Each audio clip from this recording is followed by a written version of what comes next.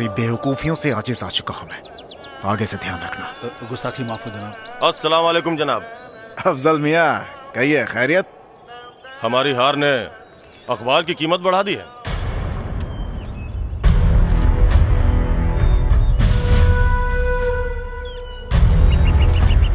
अफजल मियाँ। जी जनाब। दाऊद हसन साहब को इत्तला कर दीजिए कि हमारी हार की खबर हिंदुस्तान की सरहदों से गुजरते हुए पाकिस्तान तक पहुंच चुकी है।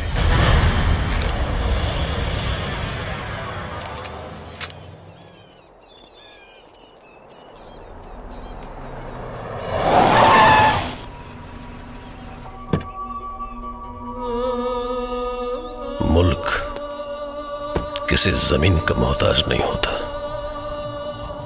जमीनें हासिल की जाती है या जीती जाती है। जिन्हें लगता है ये जमीन उनकी है, उसे बताना चाहता है।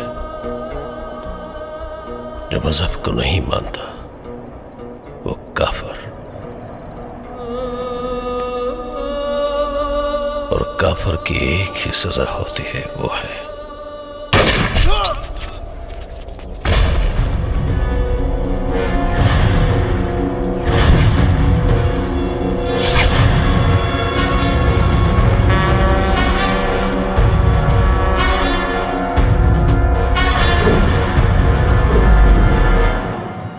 अच्छा है, लेकिन उसे अस्सलाम वालेकुम भाईजान। हैदर अली साहब ने आपको याद फरमाया है।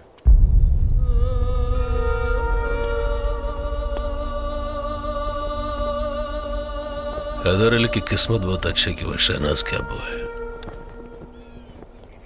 वरना उसकी जगह तो दाऊद हसन के जूते की नहीं छोड़ती।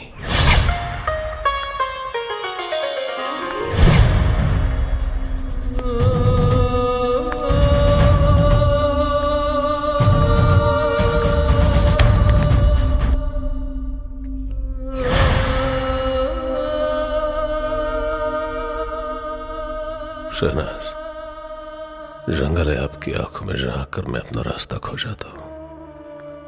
आप रेल से गुजरती है और मैं पुल सा थरथराता हूं।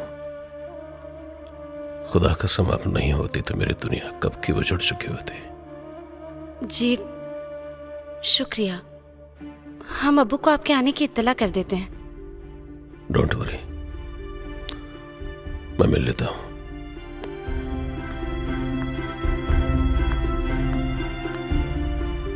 वो बहुत खुशनसीब होते हैं बेटी, जिन्हें इतना चाहने वाला शौहर मिलता है। इस आदमी से नफरत की बू आती है अम्मी। नहीं बेटी, ऐसा नहीं कहते। अपनी सांसों से कह दो कि अपनी जगह बदल लें, क्योंकि आपके अब्बू अपना फैसला नहीं बदलने वाले।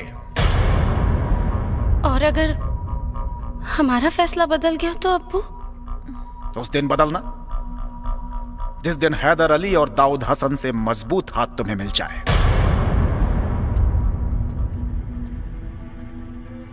आपके इस सौदे की बुनियाद पे आपकी बेटी कुर्बान अब्बू। वाह वाह वाह वाह वाह, सही कहा है किसी ने कि दो शेर एक पिंजड़े में रह ही नहीं सकते। ये तो आपका पिंजड़ा है जो सामने वाले को बर्दाश्त कर लेते हैं, वरना आपकी जगह ऐसे तस्वीर में लटकती नजर आती।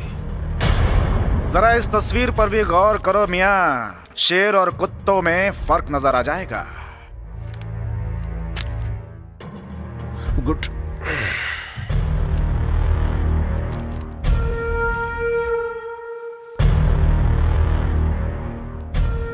किससे सुनने वाले इतिहास लिखा करते हैं हैदर साहब।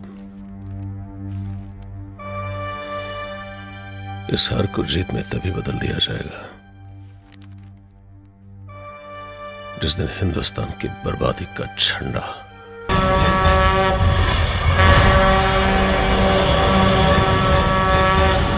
शास्त्री जी। हाँ नमस्कार। अरे नमस्कार नमस्कार। लें प्रसाद। बैठी बैठी बैठी। हाँ हाँ ठीक बा। प्रणाम चाचा। अरे अरे प्रणाम प्रणाम। कैसन प्रसाद है? अरे भाई, जब से जान बचल बना हम आपन देवता बदल देनी। शास्त्री जी, जवन देवता हमनी की हिफाजत ना कर सके ओकरा के पुजला से का फायदा। ठीक कहनी भाई साहब, हमू 7 गो एतवार भखले बानी। ए माई, अगर कबीर भैया के एक बार बेटा बना लेते तो इतवार सोमवार के झंझट खत्म। छोड़ ना नैना, अपना खेत के मरचा ढेर तीत लागेला। अरे मुझो से फेंक निकला।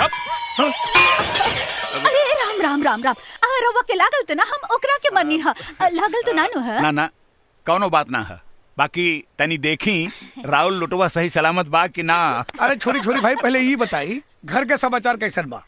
घर एकदम सही बा, बाकी परिवार अपने परिवार से ज्यादा खतरनाक है शास्त्री। बाकी एक बात बा, हमारे एगो बेटी बिया जवन साक्षात देवी बिया, साक्षात देवी। बॉडी के मजबूती देखत रहनी है। अरे तो तोरा बॉडी की मजबूती चेक करे खातिर के यह जगह मिलल हा? तो जगह बदल के देखी। अरे पहरावा पोशाक एकदम शालीनता के साथ।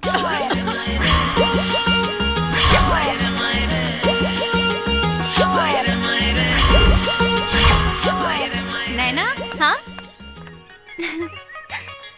कॉलेज में साड़ी? अरे इतना से बाबूजी के दिखावे खातिर। घर से निकले के समय साड़ी और घर पे जाए के समय साड़ी, और बाद में? हाँ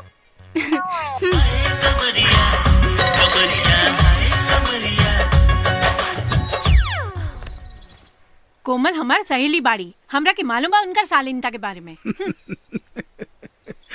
अरे बेटी, आइयो दादा। चाचा जब कह रहल बारन तो सही कह रहल होई हन।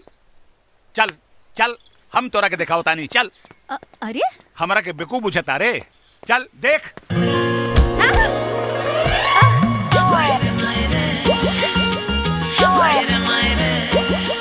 ये आवाज कहाँ से आयल रहे? अरे वो शास्त्री जी की बेटी नैनुआ हमरा कोमल से बराबरी करतिया। भगवान देले भी तो छप्पर फाड़ के।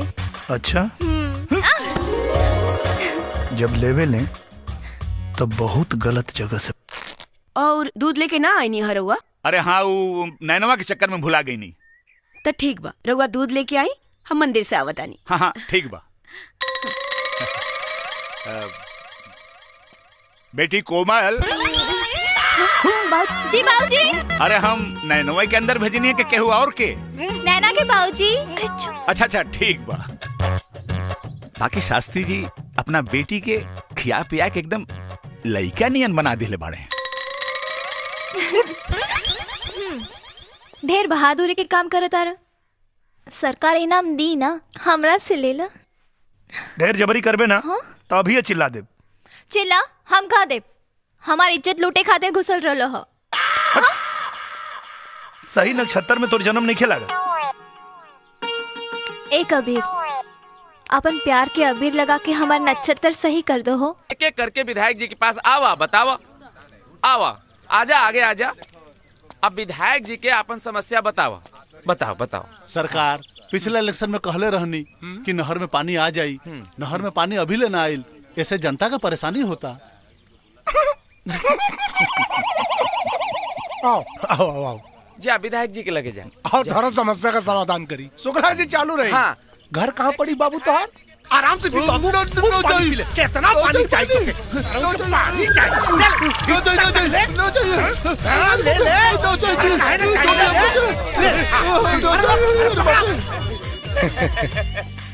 दांत मत चियारा, ताली बजवा। हाँ, तालियां तालियां। हाँ, तालियां। धन्यवाद धन्यवाद। आगे। हाँ आगे बताओ। सरकार, चापाकल अभी तक गांव में ना पहुंचल। कितना फुट पे आवाला पानी रे? 120 फुट पे। 120 फीट ना। रुका, समस्या का समाधान होता। सर सारा समस्या भाग गई सर। एकर समस्या सच में गंभीर बुझाता। हाँ सर। हाँ बोला, क्या समस्या बा? अरे कुकुरा चोर कटवा। विधायक जी के गाली देवा था। हम ना गरिया होता नहीं सरकार, ई ते ऊ गरियावत रहल जवन हमार ई मुछवा कटले बा। तो प्रॉब्लम जनून बात तोर। बैठी सर। हाँ हाँ। और का कहलस? और कहलस कि विधायक जी गधा के औलाद हुए। अरे मजाल छोड़ी सरकार, वो तो यहाँ तक कहला कि विधायक जी के माई केहू के साथे भाग गई और ओकर बाबूजी ओकरा से ब्याह कर ले बारे, जकरा हाथ से केहू पानी ना पियल। तो विधायक जी के बारे में सब कुछ जाने ला। चुप दोगला, नाम बोल, नाम बोल। सरकार ओकर नाम बा कबीर। कबीर आतंकवादी के का मार दहलस, अपने आप के मिस्टर इंडिया बुझाता। एक बेर हमारा हत्थे चढ़ जाए ना, ऐसा ठोकब कि जिंदगी भर खड़ा ना हो पैसा। लागत ना फल।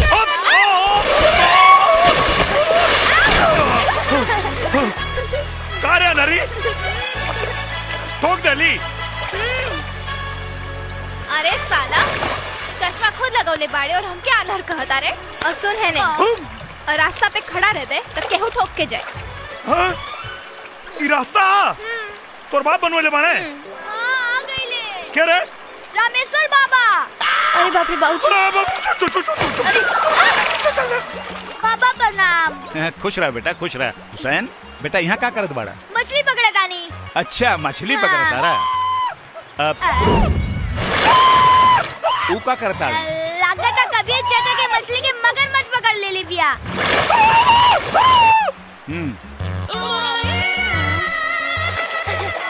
का भाई कबीर चाचा? अरे पता न केने चल गई रे। अरे वहाँ बाड़ी। अरे ए लड़की कम विपद ज्यादा है।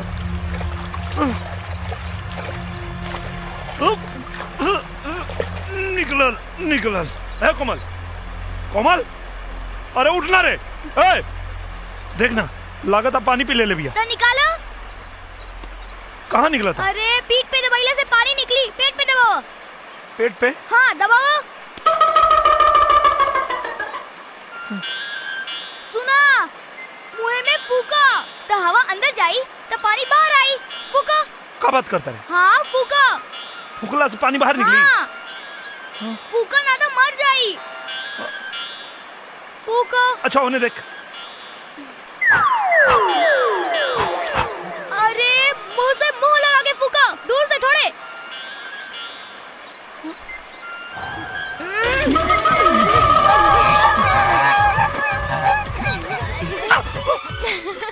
अरे साला अगर पानी निकाले में हमारे पानी निकल जाए। भाऊजी क्या करत रहले है? अब हमारे समझ में आइल कि चश्मा लगा के तू कौन मछली फसावत रहले है। तू एक शरीर छू के एकरा का पवित्र कर देले। ए चल चल घरे चल चल। कौना नक्षत्र में पैदा भइल बिया हमरा तो बुझाइबे न करेला। पंडिताइन, ए पंडिताइन, अरे जल्दी आवा। अरे चिल्लात काहे बानी? हम कोनो बहिर बानी का? तनी धीरे बोली ना।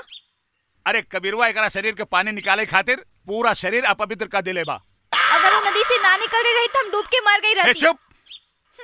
एकरा शरीर पे हर जगह गंगा जल के छिड़काव करा, जहाँ जहाँ हाथ लगौले बा। चला बेटी चला, जबले तोहरा के शुद्ध न करब तबले कैसे लोग जानी कि तू रामेश्वर पंडित की बेटी बाड़ू। हाँ, जा ले जा भीतर ले जा।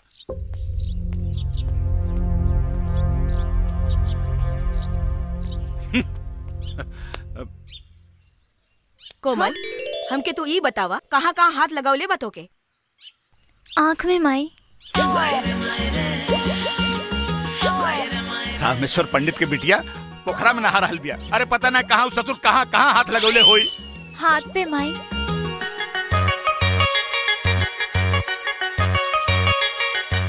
ए सुनैना, अरे गंगा जल डाल के अच्छी तरह से नहवैया करा के। ओठ पे माई।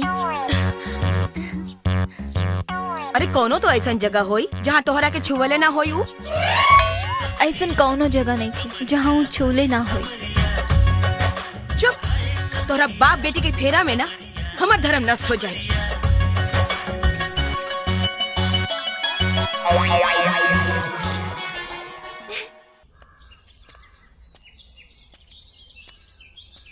ए मुखिया जी, इस सब मुंह लटका के बैठल बाड़न, कौनो शोक सभा चलता का?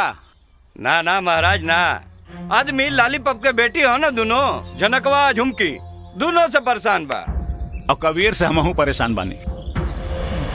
अरे ओकनी से पहले का एक इलाज होके के चाहिए।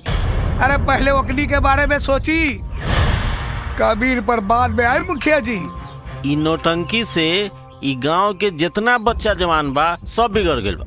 अरे तो ओकनी के पकड़ के लिया के इ पंचायत में 4 थप्पड़ रसीद करा, सारी नौटंकी समझ में आ जाई। हाँ पर लेके आई के कबीर तो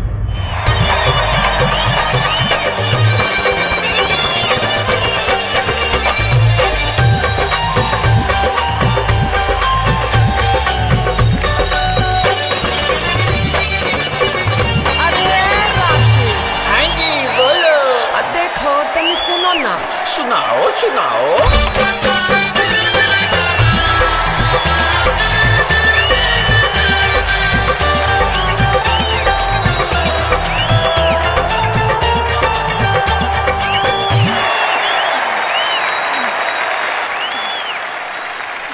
हो गई, तब चला बचल खेला पंचायत में खेलिया। अच्छा, ढेर बोलबे तो पान खा के थूक दे, सारा ड्रेस के डिजाइन बिगड़ जाए। हाँ? काले रही ना, ये हमारा बस के काम नहीं खे, बना दे रस ना इज्जत की गुटका। और ही कुछ दो स्टेज पर। कह देनी कि नौटंकी बंद मतलब बंद। ओ, नौटंकी केकरो बाप से बंद ना होई। झुमकी के बहिन है, जनक कुमारी महतो हमार नाम। अच्छा बुझला? पंचायत से बुला बाबा, चला। इज्जत से आज ही लोग, न तब बेइज्जत करके ले जाए के पड़ी। चलो। हमनी का का होई जनक? अरे कुछ ना, इनके विधायक की टोपी ना हमार चोलिया में बसल बा। तू बस देखत जा, तनकी सा जोर लगाए कि सारा पंचायत उनका धोती में घुस जाए। नमस्ते विधायक जी। नमस्ते। नमस्ते नमस्ते। एगो समस्या बा। जमाना कितना खराब बा विधायक जी, सुंदर लड़की भी समस्या में फंस जाता रही। का समस्या बता? गुलाबो? गुलाबो ना, झनक नाम बा सरकार। रवा बीच में ना बोली विधायक। बोले दा भाई हुआ का? अरे ना ना ना, दलाल हुए का? चुप दोगला। अरे लड़की है कौनो ना। वो का हो, हम और हमार बहन खुद के सिनेमा बना के दिखावत रहनी है, पर का करी, ये गाँव वाला चाहता रन कि बंद करती। ब्लू फिल्म दिखावत रहलू का? ब्लू सिनेमा ना, शुद्ध देसी नौटंकी सरकार। अरे दोगला, भाई दलाल की बोल के बीच में ना बोले। समझाओ तानी सर।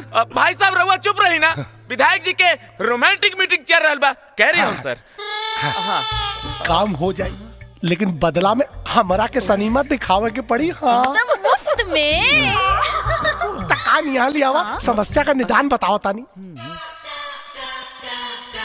हाँ? ना समझ लू का? ना।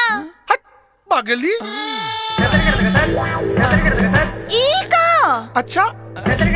अरे ई का करे तारा? ना समझ में आई का? मैं बुरबा का बिया का रे।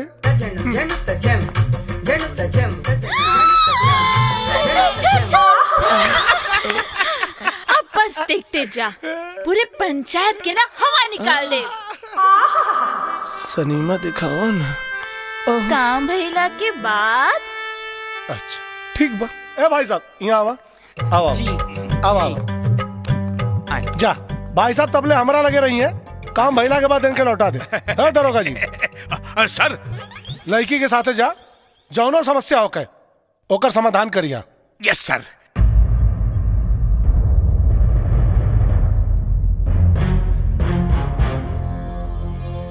समस्या का बा? अरे देखत नहीं की का, जम्हाई लेत समय हमार हाथ ऊपर चल गई बा, और अब डॉक्टर कहता कि खूब खर्चा लागी, ऊपर से हमार दीदी के शादी के खर्चा।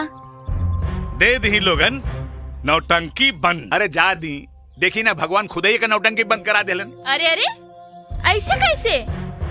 हम ना नाच सका, पर हमार दीदिया तो नाच सकतिया ना। अब इलाज और पेट भरे खातिर कुछ तो करे के ही पड़ी। इज्जत बेच के अपन पेट भरवे का? ए, इज्जत हमार जाता तो तोनी के काहे फटता? जबान संभाल के बात कर। ये पंचायत है, तोर घर ना। हमरा घर के बारे में कुछ मत बोलो। अनाथ कही के। जनक! और जोर से बोली। सड़क से उठावल लड़का के बाप ना कहा जाए। कबीर हमार बेटा, हमार बेटा। अच्छा तो एक बेर बस काकी कह देस ना, तो काल से नौटंकी बंद, ना ही तब बंद करे के खर्चा रउआ लोगन के जेब से निकाल ले। माई एक बार कह दे कि कबीर भैया तुम्हार बेटा हवन। झूठ बोल के हम नरक में जगह न बनाई। पति की अवहेलना कैला से स्वर्ग में जगह ना मिल जाए। बोल, तोरा नौटंकी बंद करे खातिर कितना पैसा चाहिए? 5 लाख। और अगर तोर बीमारी झूठ निकलल तब? 5 लाख ईदी। ठीक बा, लेकिन रउआ पैसा का इंतजाम ना कईनी तब पगड़ी उतार के चप्पल के झाड़न बना ले। कबीर बेटा, जब आपन आपन न हो सकेला तो गैर भला कैसे आपन हो सकेला? बाकी 5 लाख के व्यवस्था कहाँ से होगी? पंडित जी, जबान हरल बानी, अपने आप के बेच दे। बाकी अपन पगड़ी के केहू के चप्पल के धूल के झाड़न न बने दे। बाबूजी, हमारा शरीर के कण कण आपके कर्जदार बा। इस शरीर पे पंडित दीनानाथ शास्त्री के हाथ लगल बा। अगर ये बिकैबो करी तब 5 लाख से ज्यादा में कम में ना। शाबाश बेटा। अरे समस्या से निकाले में दरोगा हमने ये फंसा देलस। खोल के बतावा सर। हाँ, मतलब खोल के बतावा, बात बुझाई ना। अरे मास्टर जी 5 लाख देवे खातिर तैयार हो गईला। पर ई दरोगा बीच में टपक के ई कहले कि अगर झूठ पकड़ा गई तब 5 लाख हम दे। एक मिनट हटा। का दरोगा? अरे दरोगा ना, साले दोगला बड़े। का जरूरत रहो जब? अरे समझावा, तू ही एक समझदार आदमी बड़ा बस। हाँ सुनी, बात अगर बिगड़ जाये नू तो विधायक जी बनी खुद अपन 5 लाख रुपया रहुआ के दे दे। हाँ। बीच में बोला क्या खाला सा बीच में बोला के? ए हमार गुलाब, अब दिखावा ना सनीमा।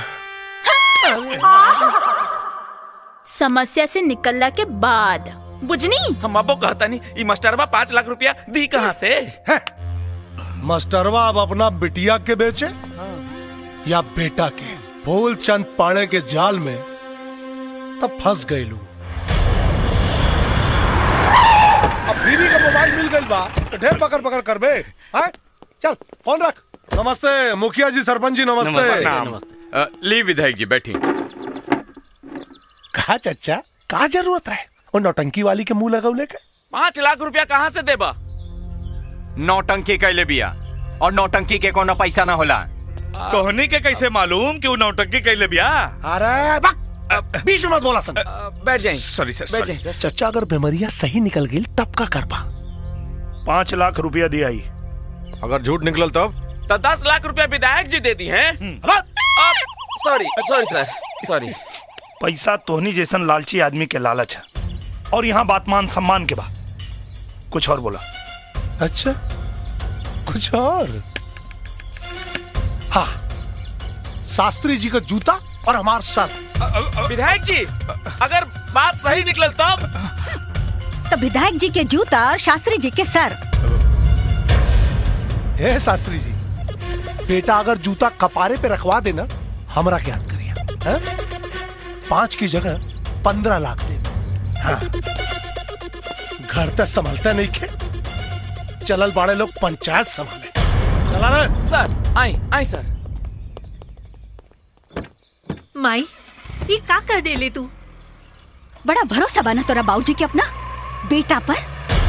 वह भरोसा के क्रिया अगर हमार बेटा हार गई तो भगवान के दरबार में अकेले से कहता के तोहरा प्रमाण देवे के पड़ी। अगर हमरा सुहाग के पकड़ी गिरल ना तो जहर खा के जान दे दे। हट माई। काकी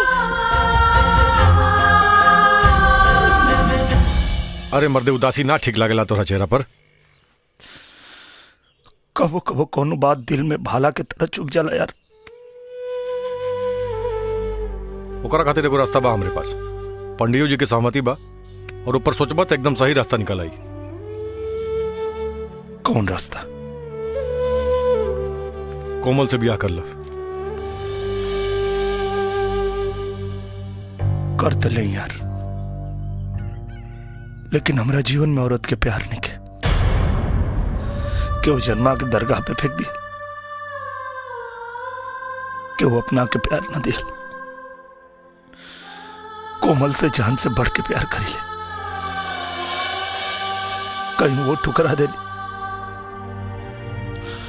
तो जीते जी मर जाए यार। कबीर, अगर फिर आगे कबो ऐसे कहला तो एक थप्पड़ मारे, बिना बियाह के पति कहे लगभग।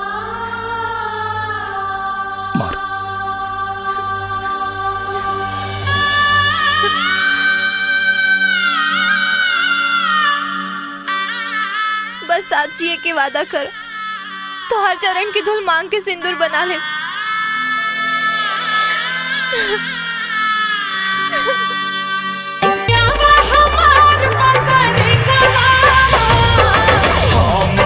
रानी तोहर ओढ़ौल के फुलावा हौ तू हमार फूल के नवा हो।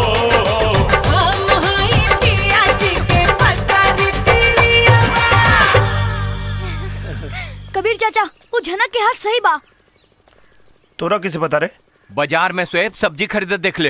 हाँ कसम से हमके देखला तो हाथवा ऊपर को लेलस। हाँ, जैसे वो मदारी के ले रहे। फिर बोलबे ना तो हमारा मुंह बोमा पुल हो जाई। मजाक सही नहीं खे, बात सही भी हो सकता। एक काम कर लो, पूरा गांव के झनकवा के द्वारे जुटावा, और हाँ, विधायक जी के जरूर बुलैया। पर करबा का? वो तक कैला के बाद पता चली।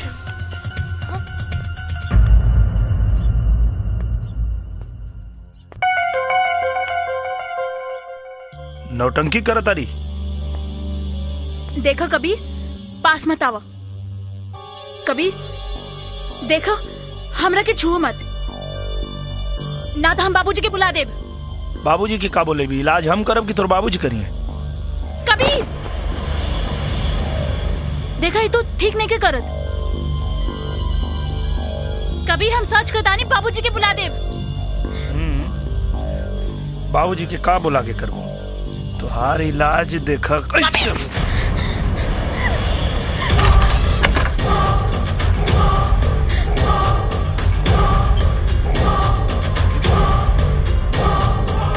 चल बताओ, हकीकत का बा? ना तो गांव और पंचायत के फैसला बहुत भारी पड़ी। फिर ना तो नाचे लायक रहबे और ना नचवाबे लायक। Side please, side please. आई सर, करने गई। आई। अब चुप काहे बाड़े? बोल। ज्यादा नौटंकी मत करे, नौटंकी वाली। हम ई नाटक विधायक जी के सिखवला पे कैले रही। अरे झूठ बोला दिया। बस उठाइबा कि उठावे के पड़ी?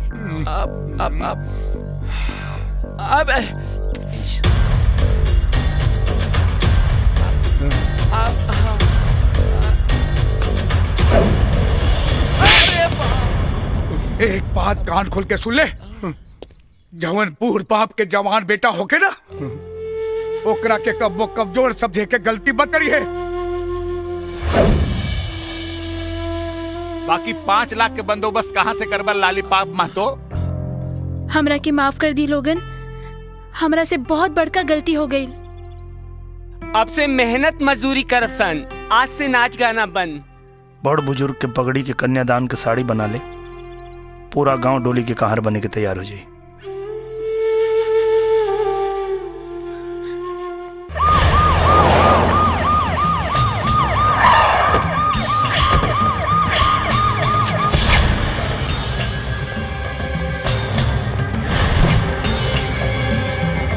जीजा,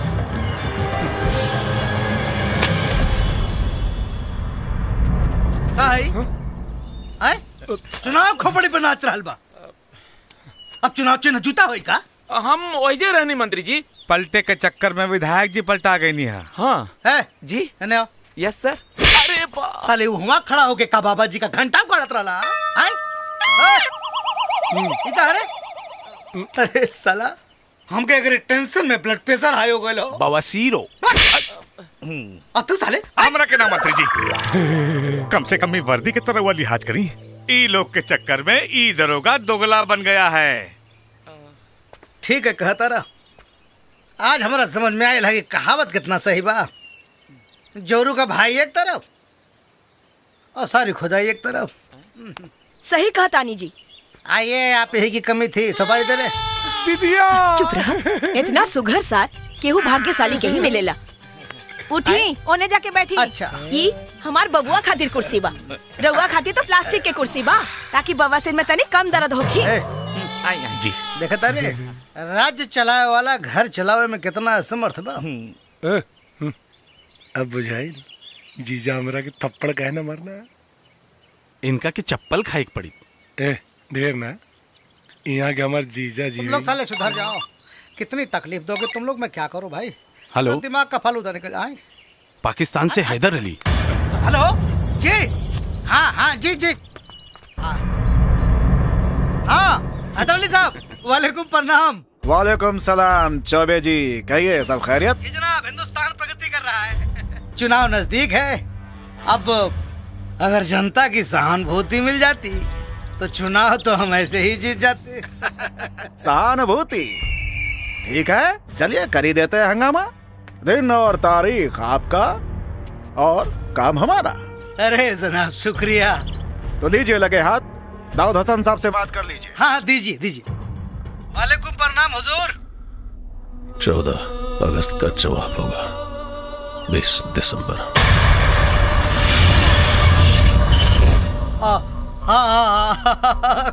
खुदा हाफिज।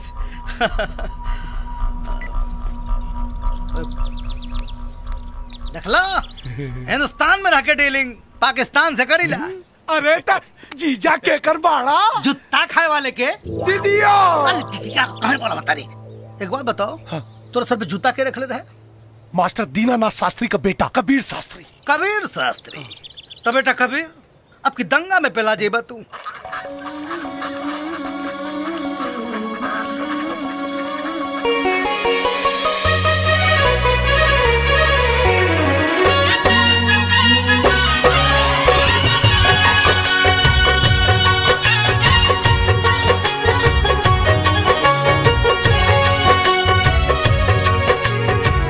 दबे पाँव अइहा, नजरिया बचा के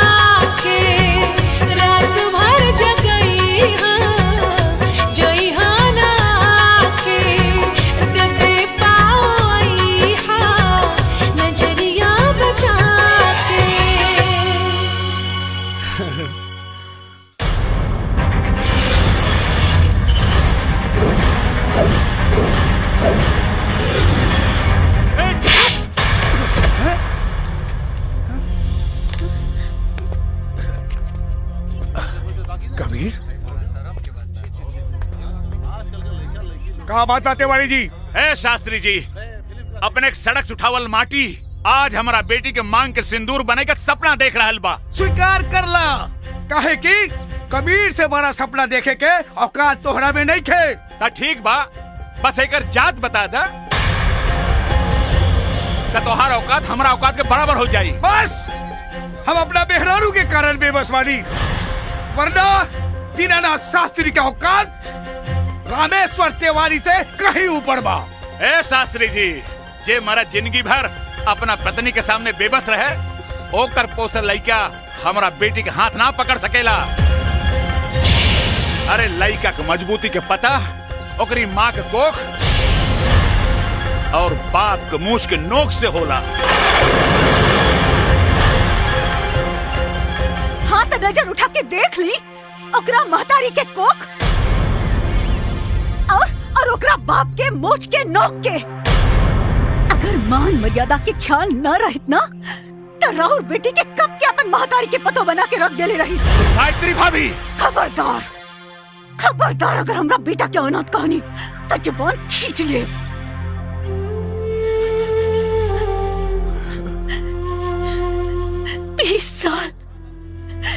बीस साल लग गए हमरा के अपन बेटा पहचाने में।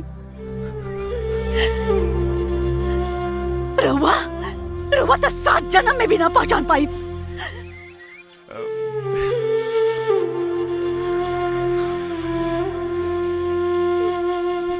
माई बेटा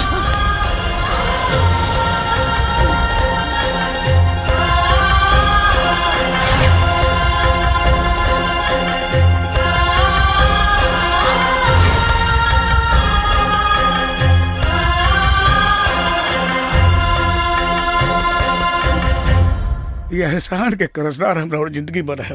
कहे कि एक बेटा से ओकरा माई के मिलवा देली, जाके अपन बेटी के जीवन संभाले।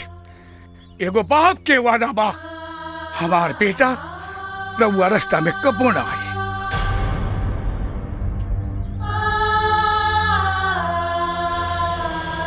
बाबूजी, रवा रोवा तानी। रे नारे पगली, इतना खुशी के आंसू बा। ब्याहे के 25 साल बाद पंडित दीनानाथ शास्त्री के परिवार पंडित रामेश्वर तिवारी के वजह से आज पूरा भइल।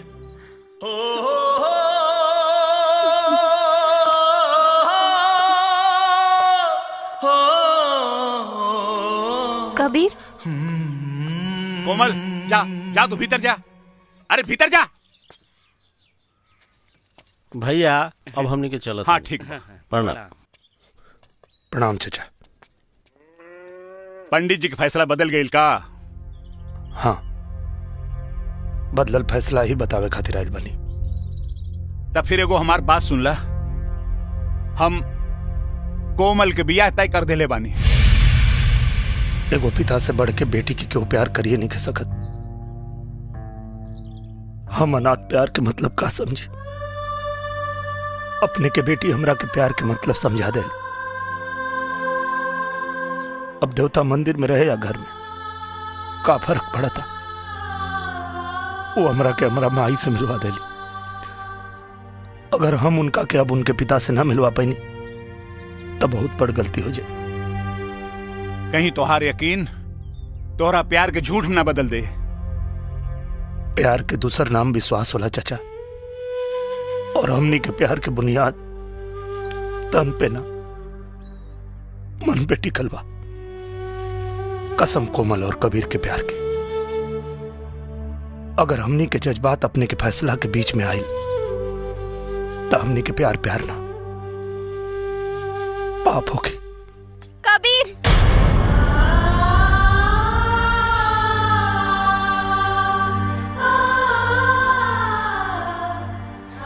औरत के भाग्य के फैसला हमेशा मर्द ही करेला।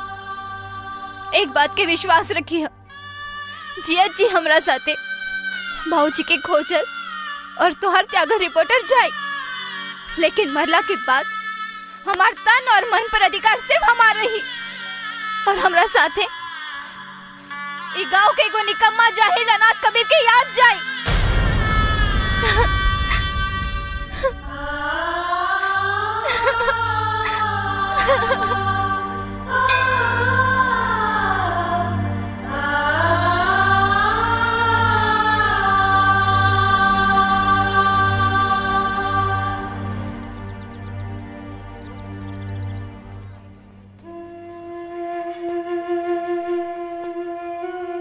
एगो एहसान करी हो, सिंदूरदान के समय हमरा सामने मत रही हो, ना तो जिए ते जी मर जाए।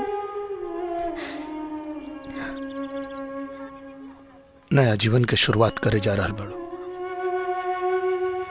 तो के हमार उम्र लग जाए। मरे से पहले तो तोहरा दुल्हन के जरूर देखब, हमरा से सुंदर बाड़ी की कम, काहे कि ई दुल्हन के जोड़ा तोहरा सम्मान खातिर पहनले बानी।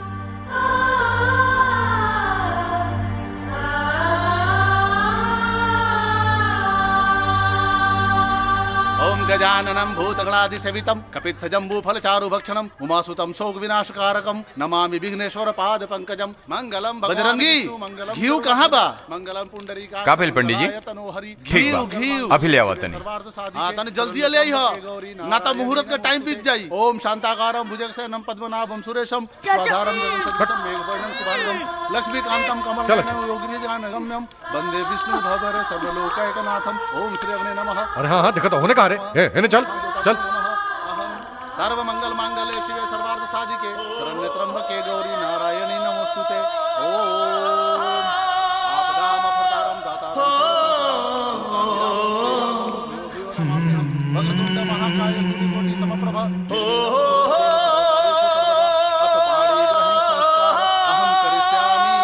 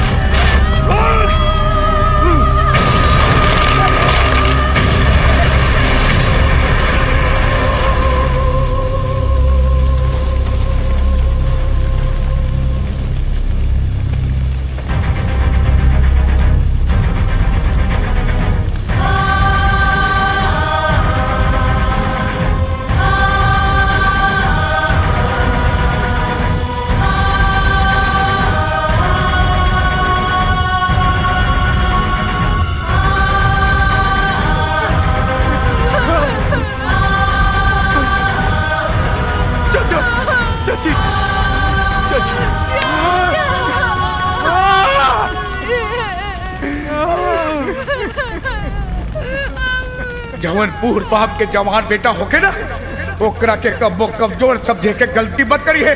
कबीर हमार बेटा, हमार बेटा। 20 साल लग गए हमरा के अपन बेटा पहचाने में। लेना लेना चाचा।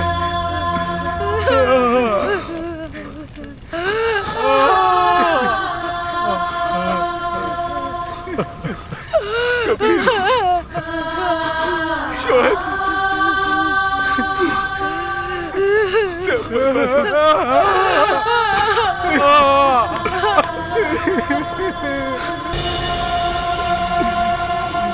आज पटना के सीरियल ब्लास्ट ने पूरे पटना और यहाँ के सिस्टम को दहला कर रख दिया है। एक के बाद एक पूरे 6 धमाके हुए हैं, जिसमें 2 धमाका गांधी मैदान, 2 पटना जंक्शन, एक एग्जीबिशन रोड और एक गायत्री मंदिर में। सबसे ज्यादा जान माल का नुकसान गायत्री मंदिर में हुआ है, जिसमें एक गांव के लगभग सारे लोग मारे जा चुके हैं जो शादी के मौके पर वहां मौजूद थे। मजा गेल रहे उस दिन। बहुत मजा। का बात बा? रिपोर्ट लिखावे के बा। 1 मिनट बाद में बात करब। हाँ, रिपोर्ट केकरा खिलाफ? उ लोग के खिलाफ जे बम मार के हमरे अम्मी और अब्बू के मरले बाड़े। अरे बेटा, वो लोग पाकिस्तानी आतंकवादी बा। वो लोग के सरकार पकड़ी, हमनी के वो लोग के पकड़े के अधिकार नहीं खे।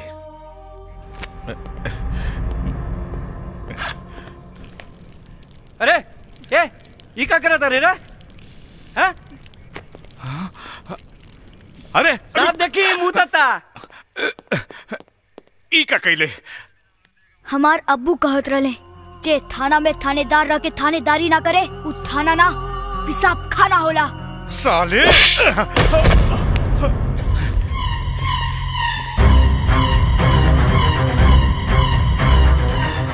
ब्लास्ट के रिपोर्ट चाहिए, वरना तोरा साथ साथ थाना के शमशान बना दे। बाप करा है जी। हाँ? गरजे वाला बादल कहो बरसल बा। अब मरे वाला आदमी के अगर श्रद्धांजलि ना दिल गई तो जिंदा आदमी के आत्मा के शांति कहाँ मिली?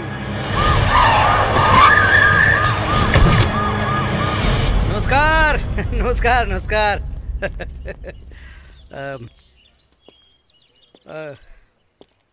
नाराजगी जाहिर बा, हम बूझ रहल बानी, बाकी मुआवजा के रकम बहुत जल्द पहुंचावे के हम कोशिश कर रहल बानी। मुआवजा के रकम पहुंचला से मरे वाला वापस आ जाई ना? ये तो हम अच्छी तरह से जानता नहीं। क्या नाम है तुम्हारा? कबीर। तो थाना के फूंक के और दरोगा के मार के मरल आदमी को तू जिंदा कर लेबो? जिंदा ना हो जाई, लेकिन गुनहगार के सजा दिया तो आत्मा के शांति भेटाई। अरे तो आत्मा के शांति लगा करिए अपन जान दे साले गवार। मंत्री जी चुप! एक शब्द ना तो दफा लगा के तना ठोकवाई कि बुढ़ापा जियान हो जाई। कानून बड़ा होला, आदमी ना। अगर मरे वाला के एहसास ना रहित ना तो इतना ठोकवाती तोहनी के कि देख नक्शा बिगड़ जाए। पुलिस वाले पे हाथ नहीं बताए, हाथ काट दे। 4 गो वोट का दे देना लोगन, मंत्री मिनिस्टर सांसद विधायक सब तोहनी के जूता के धोला। सकल से बेवकूफ लागत रे, ना तो दहिया की चमड़िया नोच लेती। एक बार पता चल जाए बॉम्ब ब्लास्ट में केकर हाथ था, चमड़िया नोचब ना चबा जाए। पाकिस्तान ब्लास्ट करे वाला पाकिस्तान का आतंकवादी है। सुन के खून पानी तो ना हो गई? अरे महाराज, पहले ही तो पता कैला कि अनाथ के देह में खून बहा के खाली पनिया से काम चलाता। खून पानी के पता वो दिन चली जब ब्लास्ट करे वाला के लिया के एजा। और अगर ना मर लेना तो फिर अनाथ के साथ साथ नाजायज भी कही भी। हाँ, ना तो फिर शहीदे में नाम लिखाई और ना तो फिर नाम दर्ज होई। चला। मंत्री जी, जीवन और मृत्यु ऊपर वाला के हाथ में होला, लेकिन बॉम्ब ब्लास्ट कोनो आदमी करे लेवा।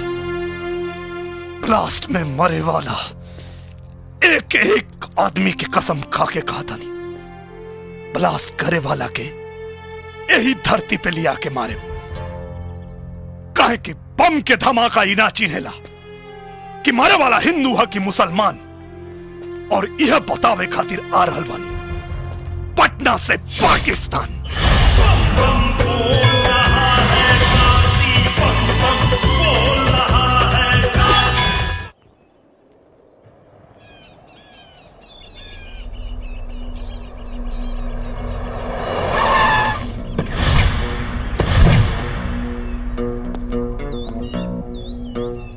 इस बदतमीजी पर एक दूतो। रिपोर्ट लिखने के पहले गोली मार देंगे।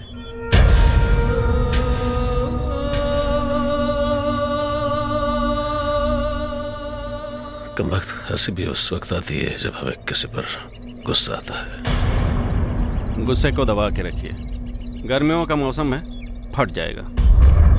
वैसे हम तो यहाँ इस बात की इतला करने आए हैं कि आपके नाम की हवा पूरी कराची में है। एक जरा सा तिनका भी बड़ा जख्म दे सकता है।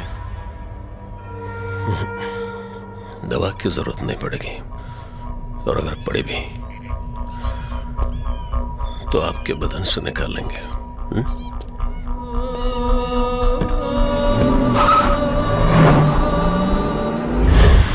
एक सबूत मिल जाए फिर तो ऐसी चोट दूंगा कि उड़ते हुए पत्तों से भी डर।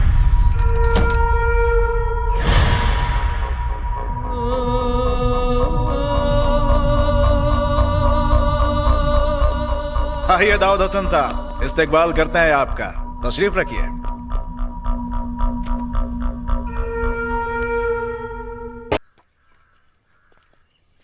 कबीर चाचा, हम चलब तोरा संगे पाकिस्तान। और कहीं तोहरा चलला से तो हर कबीर चाचा कमजोर पड़ गए। तब कमजोर ना पड़ी देव चाचा, काहे कि अगर बचपन में माँ बाप की साया सर से उठ जाए तो लड़का बचपने में जवान हो जाला।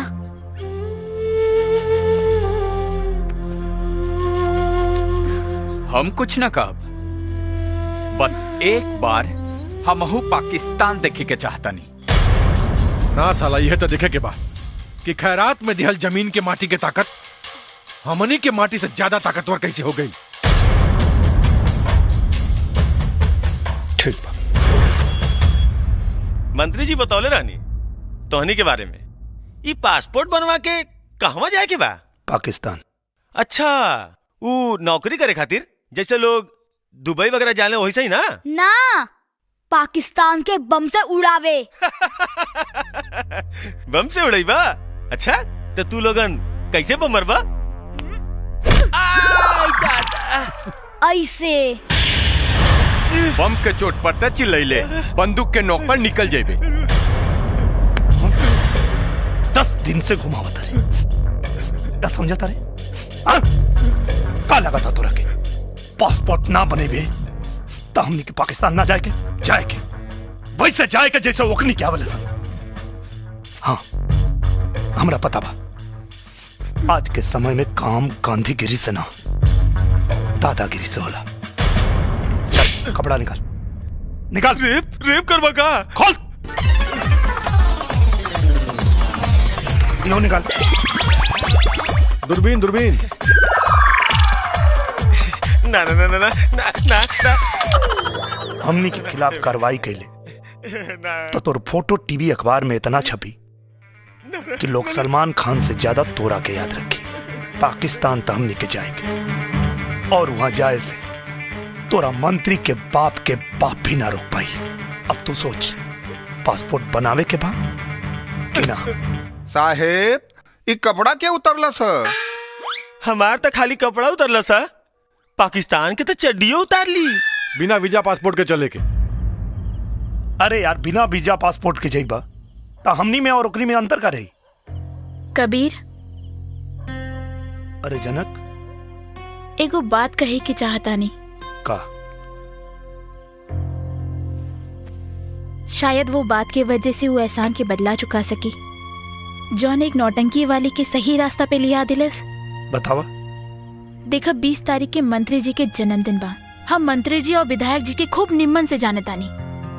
अगर वो लोग पकड़ा गए ना तो पाकिस्तान का अमेरिका पहुंचा दी लोग। वो कैसे? आदमी शराब, कबाब और सबाब के सामने कैसे नंगा होला?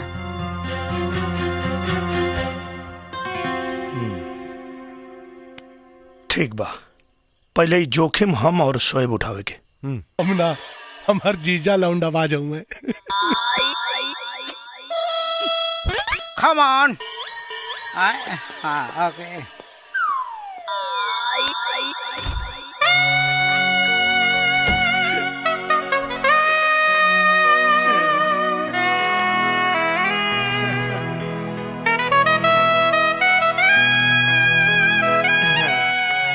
काहे के बुलाऊनी हो? तो हर बलात्कार करेगा। पैक बाड़ू की उद्घाटन हो चुकल बा। ओ मंत्री जी के रहते दूसर के उद्घाटन करी। सही, एकदम सही। आई ए ऊ का चमक रहल बारे। फॉरेन से मंगवाइले बानी, चमकी ना। अच्छा, तब तो भीतरा फॉरेन साबुन लागल है। सुन के देख ली, कोना कंट्री के साबुन लगैले बानी। गंधावता माका तरे गंधावता ए करे जा तेया माग लागल रे। बर्दाश्त क्यों करे जा, मैं समझो करे जा। जल्दी करा हट मुझे सा।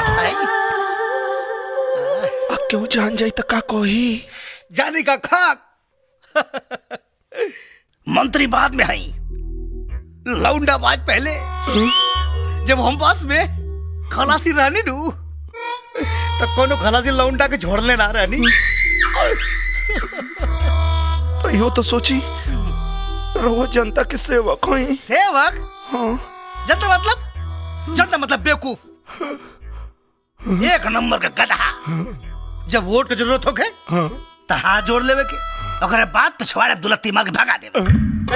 जान फालतू बात करे के समय ना, जल्दी से आजा, जल्दी से आजा करे जा, मैं सब आजा।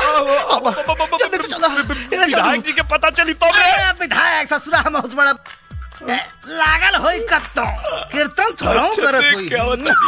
अरे जल्दी करो हो, ए हमार पावर हाउस। वो ऐसा नहीं, हम तो कब सोचले भी ना रहनी। अरे तोहरा सोच से भी बहुत ऊपर का चीज बानी। जब हम दारू का दलाली करी ना तो घसियारी न चरवाहिन केहू के ना छोड़नी। तीन बेर रेप के केस में भीतर जाके बाहर आ चुकल बानी। चरित्रहीन नंबर 1 कहा तो लिख के दे दी हो ना। पहले उठक बैठक करी।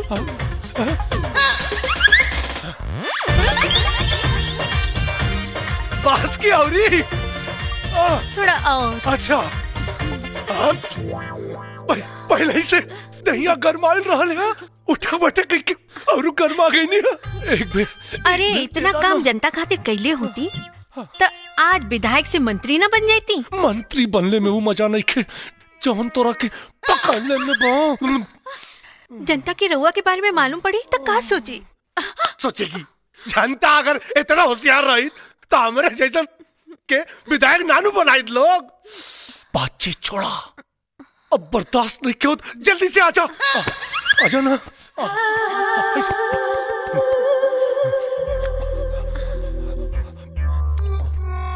हम अगर रउआ लगे आइब तो रउआ बीमार हो जाए। कहे हो? मलेरिया बाकी फलेरिया?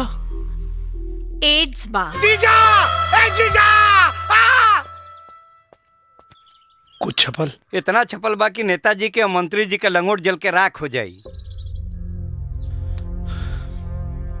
ले जाके दे आओ। ये कहा भैया? वो लोग के कर्म कुंडली है। आए कहा पहलवान जी, ये हाफ टिकट लगे कहाँ घूमता रहा? संग्रामपुर पंचायत से रोल के कर्म कुंडली आइल बा। कर्म कुंडली? हैली सीढ़ी देख ली। कबीर भैया पंचायत में इंतजार कराता रहन।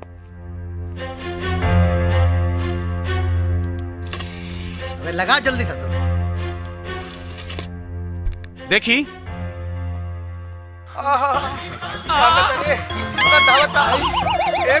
जीजा मतलब बेवकूफ, एक नंबर का गधा।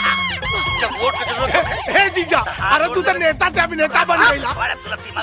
अरे साले जान बंद कर, पर पांच तलाक हो जाए। पकड़ने में मालूम पड़ी तो का सोची? अरे साले बात का समझ अगर इतना होशियार रही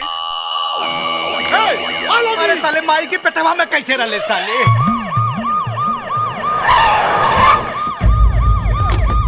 साइड साइड। हाँ आई आई सर। हाँ साइड। चप्पल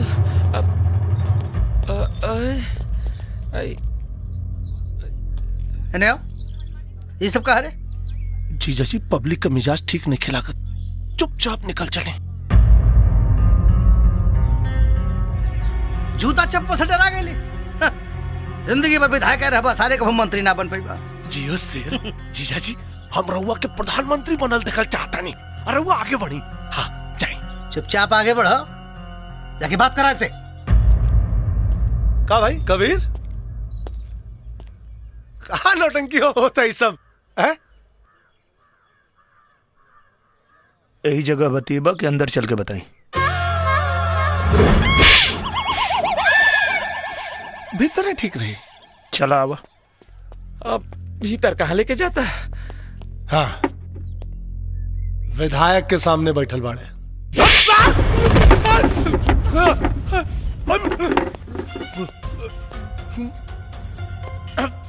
विधायक के सामने ना, नालायक के सामने बैठल बानी,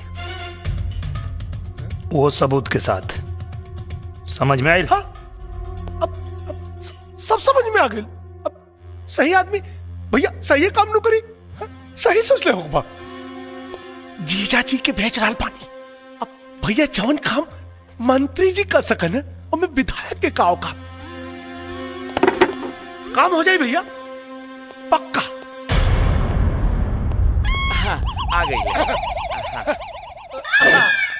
अभिलमा के कड़ुआ तेल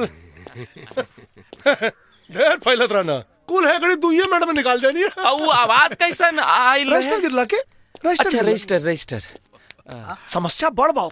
हम ठहरनी विधायक रहुआ मंत्री 2 मिनट में सुलझा दे जाए। ओके डोंट वरी।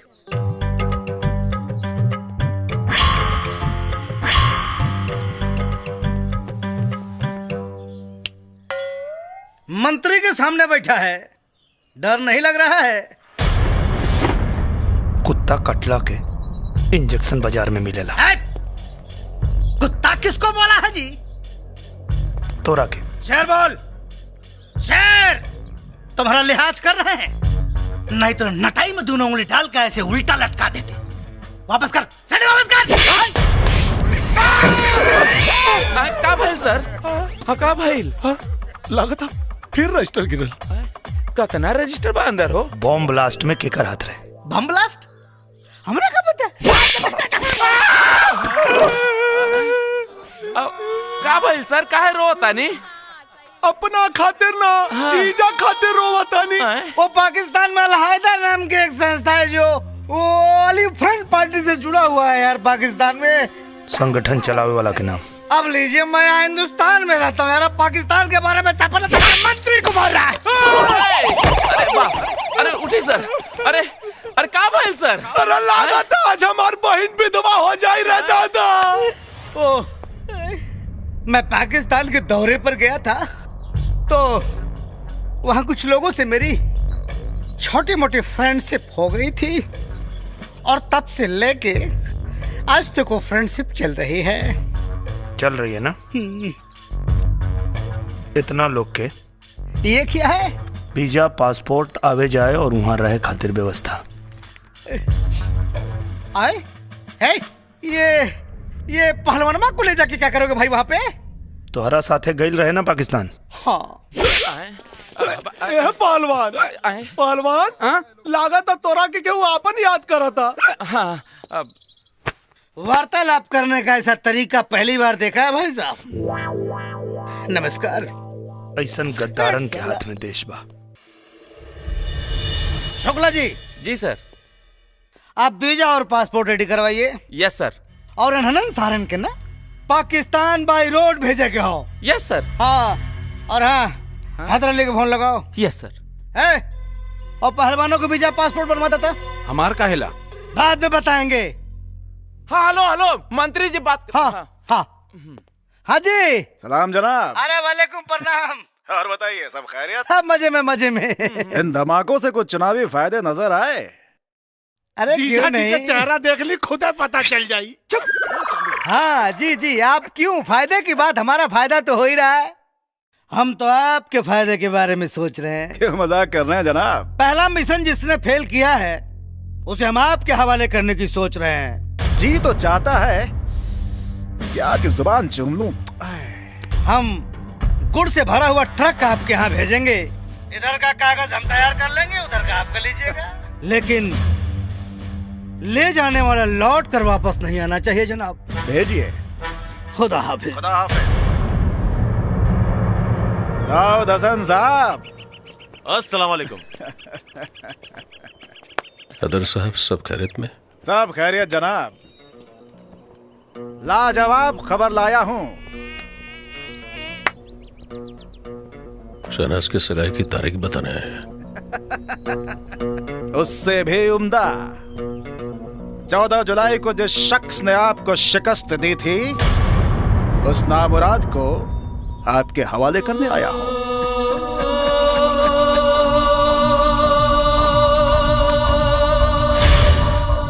खुदा की कसम हैदर साहब,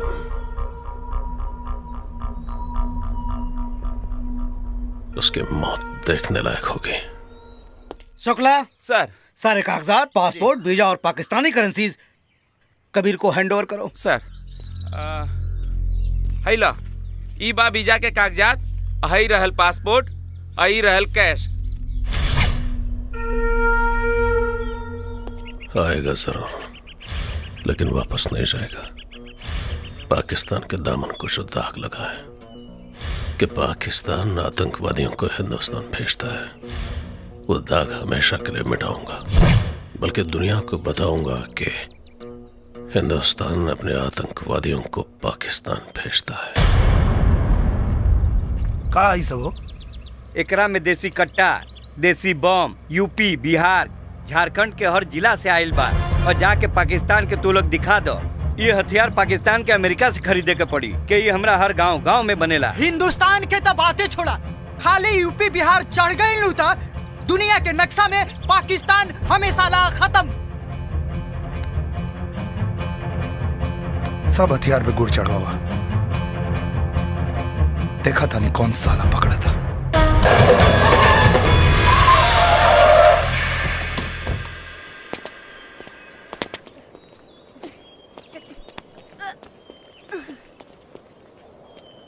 तुम सब में कबीर कौन है?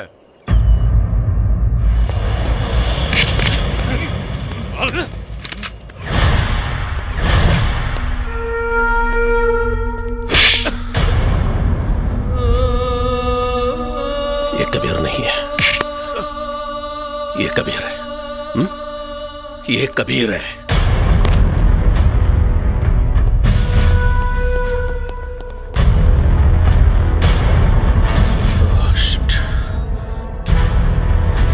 जाओ उस कुत्ते को पकड़ो।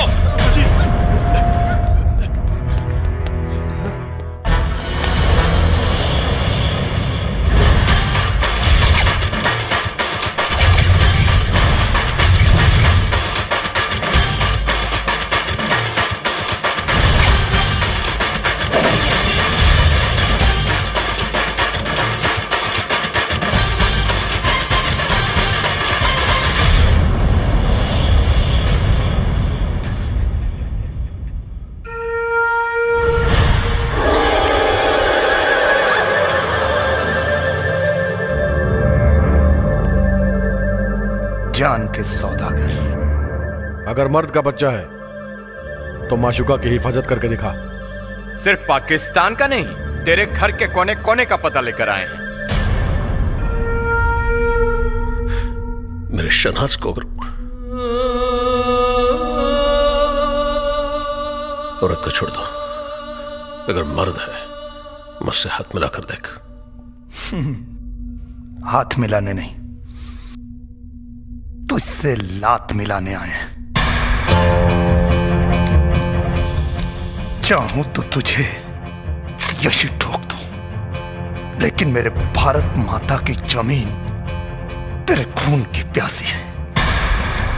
तुझे ले जाकर उस जमीन पे ऐसी मौत मारूंगा कि तेरे मौत के खौफ से दहशतगर्द पैदा होना बंद कर देंगे। बाहर जो ट्रक खड़ा है उसमें गुड़ नहीं, हथियार है। अब सोच, हथियार मंगाने की क्या सजा होगी? हम हिंदुस्तानी पैजामा सिलने से पहले मूतने की जगह बनाते हैं। और अब तुझे मुताएंगे। चल बेटा।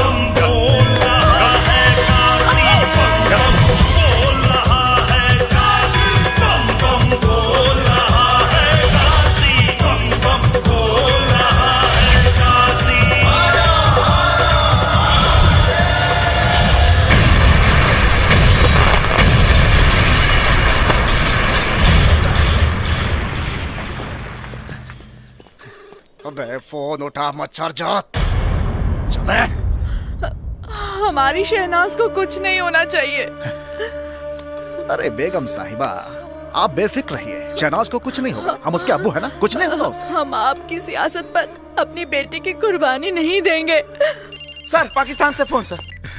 Hello, I am Choubey from Hindustan. अबे चौबे फ्रॉम हिंदुस्तान, तुमने ट्रक पे हथियार भेज दिया?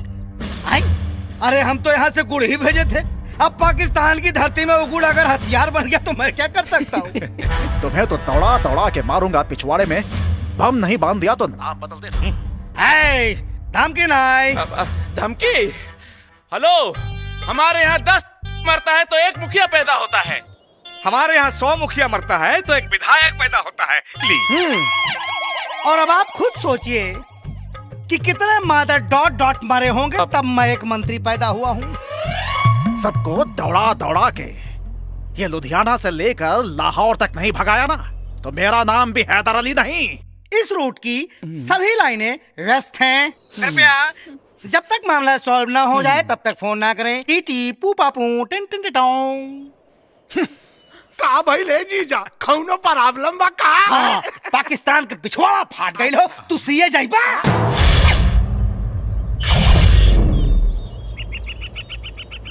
कुछ खाइबा? ना कबीर चाचा, अब इनकर का करे के बा? तोरा से बियाह करावे के बा। हमरा के पागल बुझले बाड़ा। इनकर चुम्मा लेवे खातिर हमरा के सीढ़ी लगावे के पड़ी।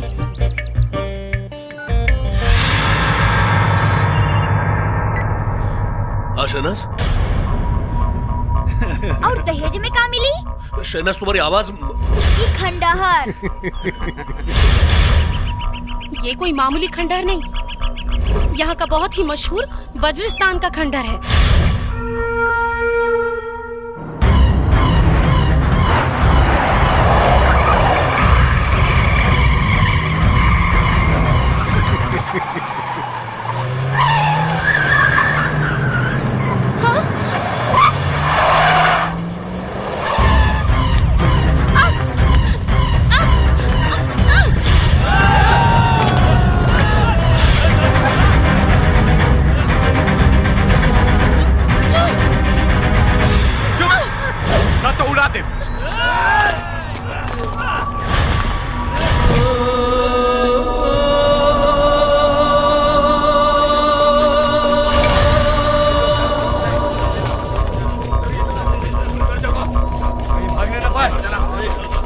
हमरा लागत है सबका राम नाम सत्य ऐसे हुई।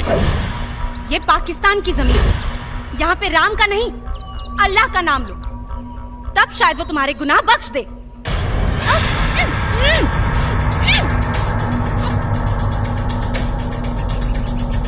शोएब, बिना बॉल के सिक्सर मारे के पड़ी। इंशाल्लाह।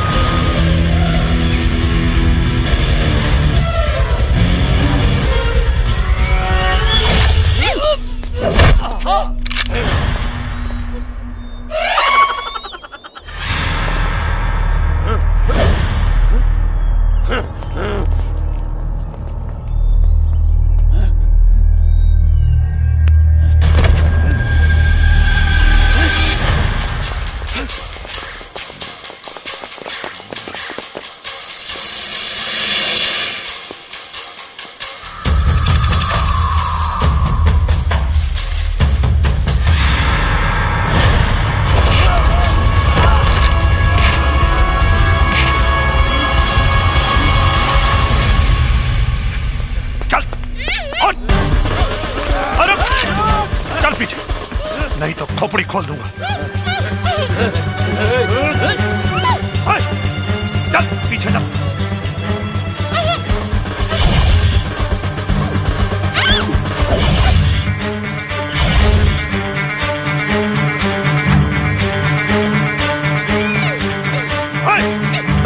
वो देखिए शहनाज वहां।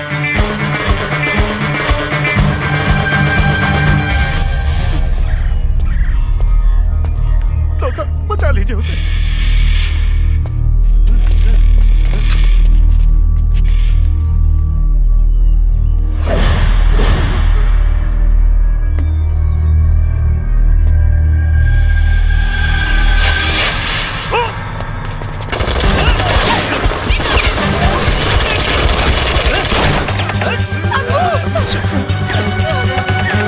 मेरा बच्चा।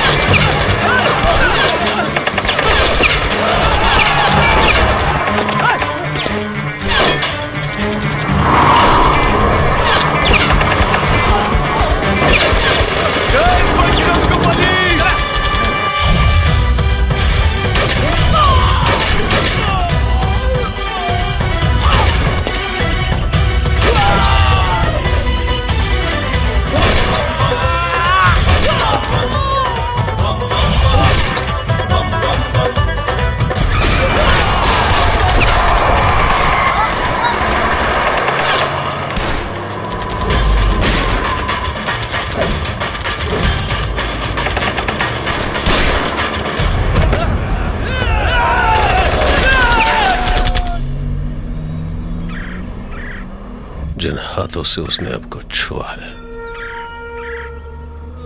ऐसे काटूंगा कि अगले 7 जन्म में पैदा तो जरूर होगा, लेकिन किसी को छूने के लिए उसके पास हाथ नहीं रहेंगे। घर चलिए अब्बू।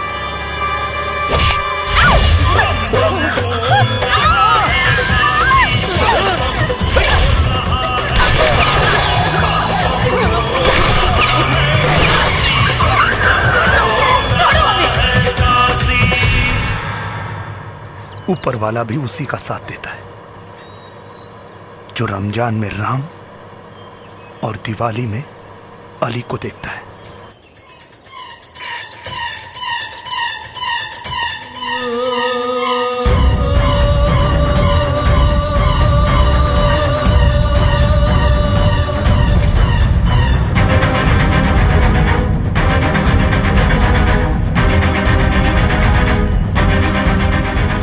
पट कर दिया था।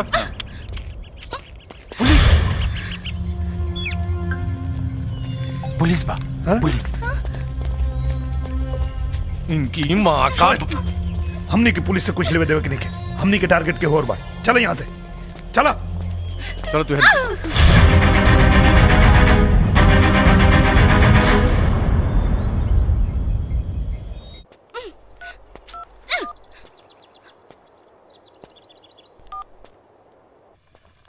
हेलो। हाँ 1 मिनट। हाँ ये दोनों दे दीजिए। हाँ हेलो। अच्छा सुनो, कपड़ा और सामान कुल के ना गिल बा। ये बताओ कि हमारा कहाँ पहुँचे के बा? कहाँ बड़ा तू लोग? गुलशन इकबाल टाउन के खंडहर। गुलशन इकबाल टाउन? गुलशन इकबाल टाउन कहाँ है? यहाँ से 5 किलोमीटर। 5 किलोमीटर। अच्छा सुनो ना, एजा को दुकानदार बाबू बताओ था कि जैसे 5 किलोमीटर दूर बा, तो हम फटाफट होता नहीं। सुनो, तू अपन ख्याल रखिए, पुलिस से सावधान भी। ठीक बना पहुंचा था। हाँ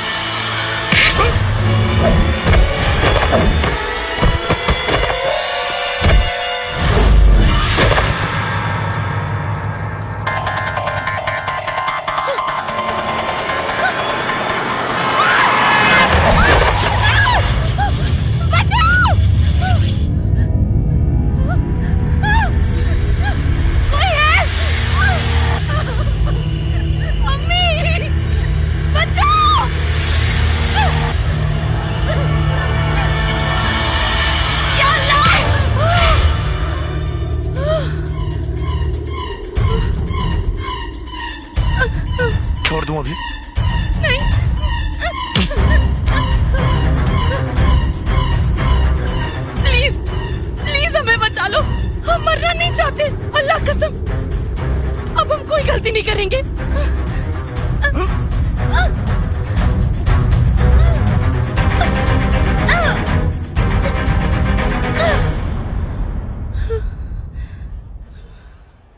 अब समझ में आया जिंदगी और मौत के बीच में क्या फर्क है।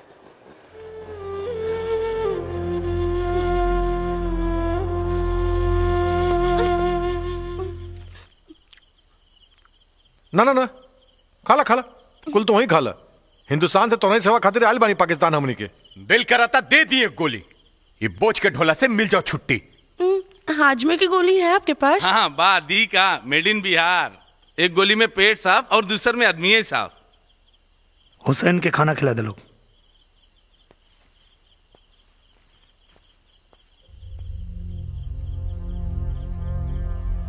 कबीर,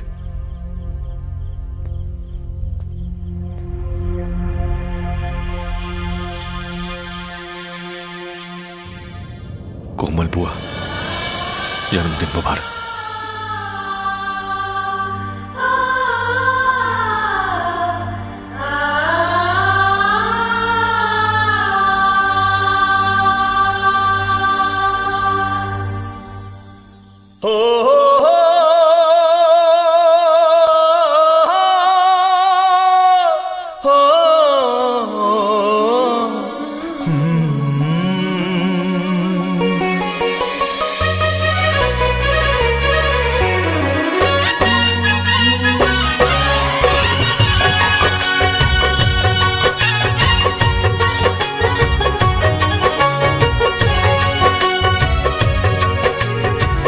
दबे पावैहा नजरिया बचा के, दबे पावैहा नजरिया बचा के, केवाड़ी के पल्ला, केवाड़ी के पल्ला अगर बंद पैहा, सिकरिया बजैहा नजरिया बचा के, दबे पावैहा नजरिया बचा के।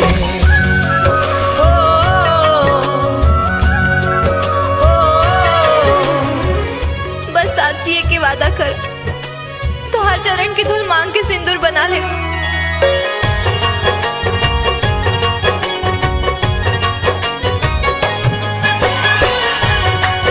मरे से पहले तोहरा दुल्हन की जरूर देखब, हमरा से सुंदर बाड़ी की कम।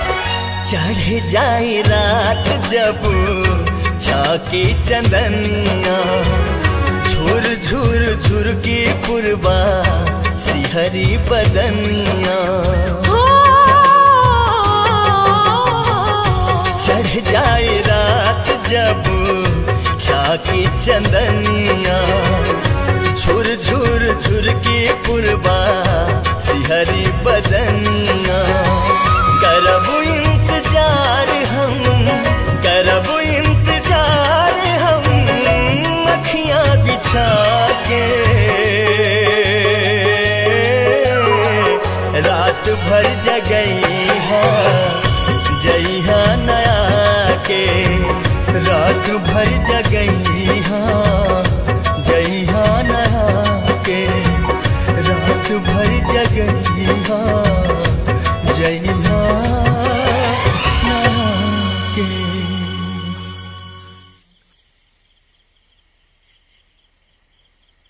ये कोमल कौन है? गाना गाकर रोने का क्या मतलब है? मतलब ही तो जीवन का मकसद बन गया। बचपन से जवान होते जिसे देखा, अनाथ होकर भी माँ बाप का प्यार और लाल चुनरी में सजी दुल्हन मांग में सिंदूर पड़ने से पहले ही मांस के लोतड़े में बदल गई।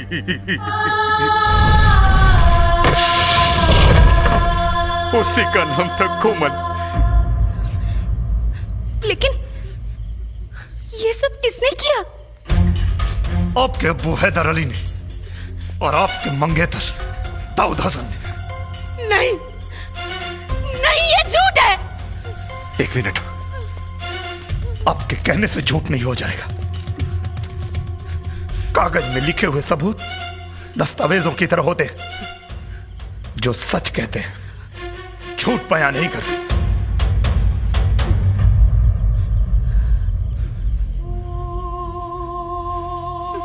हमारा यकीन कीजिए, अगर आप लोग सच कह रहे हैं तो हम आप लोगों के साथ हैं। माँ बाप के संस्कार बच्चों के चेहरे पे नहीं, उनके रगों में होते हैं। हमारी तहजीब की पहचान हमारे अब्बू से नहीं, हमारी अम्मी से है।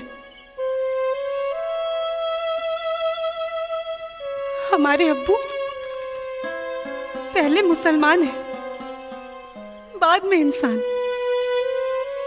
लेकिन हम सबसे पहले इंसान हैं, उसके बाद मुसलमान हैं। कोई दहशतगर्द हमारा अब्बू तो हो सकता है, लेकिन शौहर नहीं।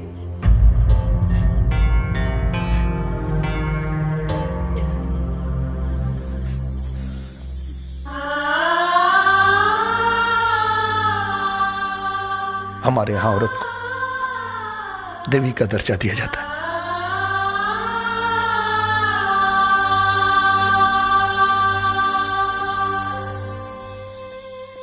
अगर मर गए तो कफन उतार देते ना, अगले जन्म में कर्ज उतार देंगे।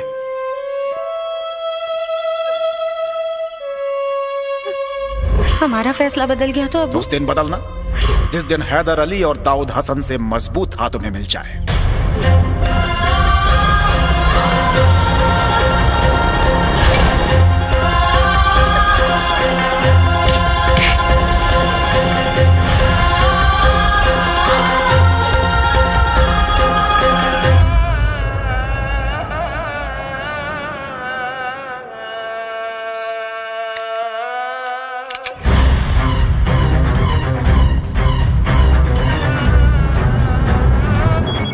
मैसेज? हाँ, वो लोग को हमारी लोकेशन के बारे में पता चल चुका है, वो कभी भी यहाँ पहुँच सकते हैं। बजरंगी, हाँ, शोएब के लेके आवा, अगला लोकेशन फोन पे बताओ। चल चल, ठीक बा।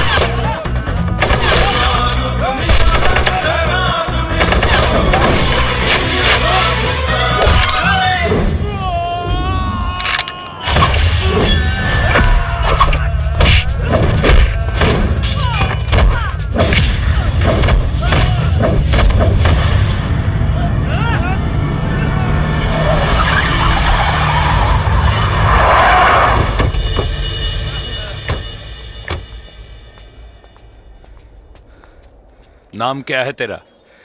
बजरंगी। बजरंग बली का रिश्तेदार है। चल, या अली बोल। मेरे लिए या अली और बजरंग बली में कोई फर्क नहीं है, लेकिन गलती से भी मेरे बजरंग बली को बुरा मत बोलना, वरना मारूंगा तो मरने का पता भी नहीं चलेगा। बजरंग बली जय।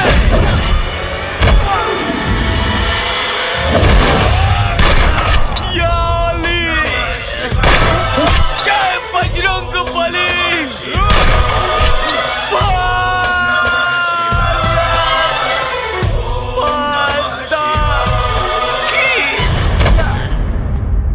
ये बाकी के कुत्ते इधर ही होंगे, चलो ढूंढो।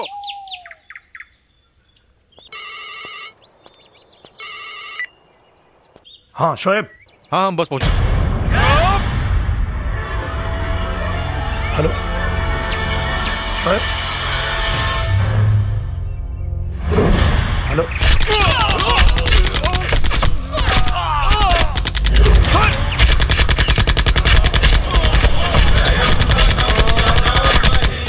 बजरंगी बजरंगी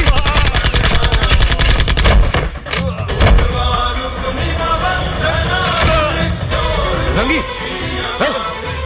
बजरंगी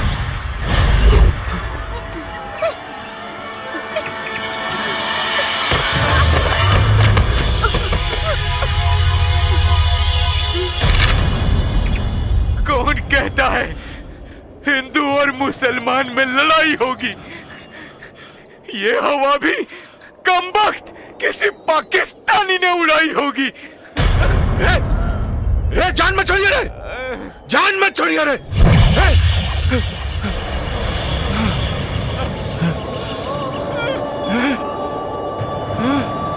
बजरंगी, बजरंगी, बजरंगी उठना रे।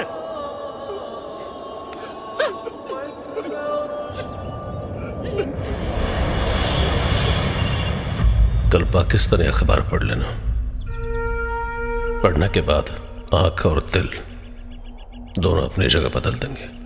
तुम्हारे भेजे हुए कुत्तों की लाशें कल पाकिस्तानी अखबार के फ्रंट पेज पर होगी। साले साहब चल के गांव वालों के बता दे ये क्रांतिकारी के क्रांति खत्म। फॉलो मी सर। आइए सर। हाँ हाँ सर। हाँ कहा मुखिया और सरपंच और गांव वाला सारा लोग सुन ला। कल अखबार का फ्रंट पेज पढ़ लिया सब। हिंदुस्तान से आए हुए आतंकवादी पाकिस्तान की जमीन पर ढेर। नाम कबीर दीनानाथ शास्त्री, शोएब खान, हुसैन खान, बजरंगी पंडित। यस। अब फटाफट सीढ़ी वापस कर दे लोग। कहे से मसीहा टाटा फेस लोड़ा की गए। हे मंत्री, ई हिंदुस्तान के माटी है। माटी कम बारूद ज्यादा होला। ये जब फटी ना तब पाकिस्तान के नामो निशान मिटा दे। ज्यादा बोलेगा साले। साला मसीहा मरे लाना मार के आवाला बुझे रे मंत्री। बंद है साला लोग के।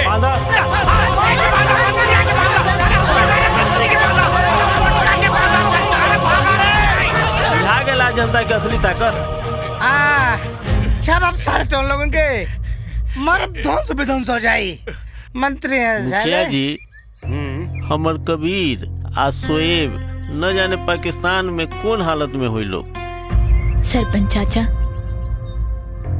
ये हमार मन के विश्वास कहता कि वो लोग जरूर लौट के आई। काहे से कि बाबा विश्वनाथ की नगरी के माटी पाकिस्तान के चांद पर अगर गलती से भी पड़ जाए ना तो ओकर दामन से हमेशा से दाग निकाल दी।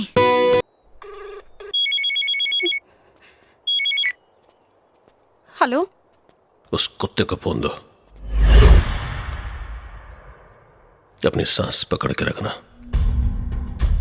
खबर सुनने के बाद जान जिगर से बाहर ना आ जाए। सर पे कफन बांध के चलने वाले जान की नहीं सम्मान की फिक्र करते हैं। कबीर चाचा, तू चिंता मत करिए। मार चियल इतना जरूरी नहीं है जितना एक मरल जरूरी। बदन के किले के पास पहुंच जाना। पता चलेगा कि असली मर्द की पहचान क्या होती है। आ रहा हूं।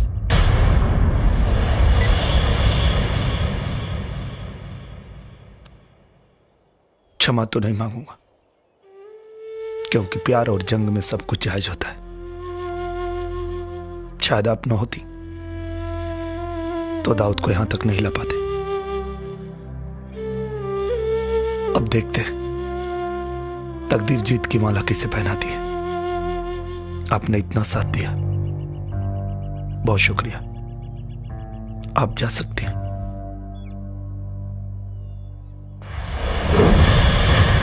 कबीर,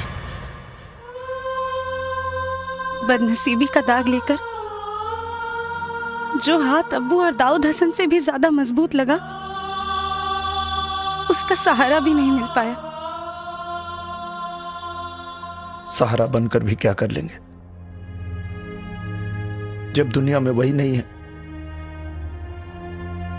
जो हमारी दुल्हन को देखना चाहती थी। आगे क्या होगा ये तो हमें नहीं पता, लेकिन अगर उससे मिलने का मौका मिला तो जरूर देखेंगे। वो कितनी खूबसूरत थी कि उसके लिए एक आदमी सरहद पार कर गया। हिंदुस्तानी हाथ है, एक बार पकड़ लिया तो 7 जन्म नहीं छोड़ता है।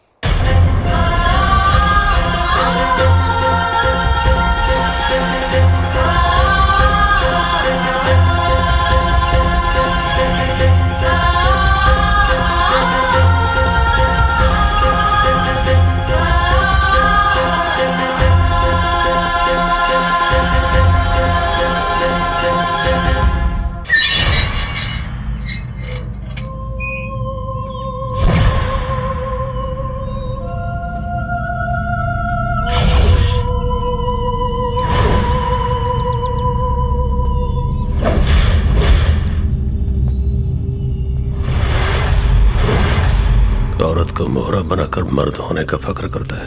औरत को मर्द मोहरा बनाता है तो बच्चे को मोहरा बनाने वाला ही होता है।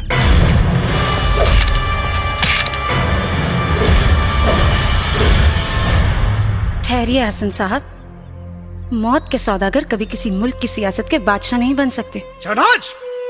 अल्लाह के वास्ते कुछ मत कहिए अब्बू। आपकी असलियत जानने के बाद हमारा भ्रम टूट चुका है कि हमारे अब्बू एक नेक इंसान है। आप तो एक दहशतगर्द हैं। ये जबान तेरी नहीं, इस काफिर की है। शहनाज, इसके बदन का खून आपके पैर का महावर बनेगा। फिर लगा दीजिए आप अपनी पूरी ताकत इन्हें मारने में, और हम अपनी पूरी ताकत लगाएंगे इनकी जान बचाने में। मुराद लड़के!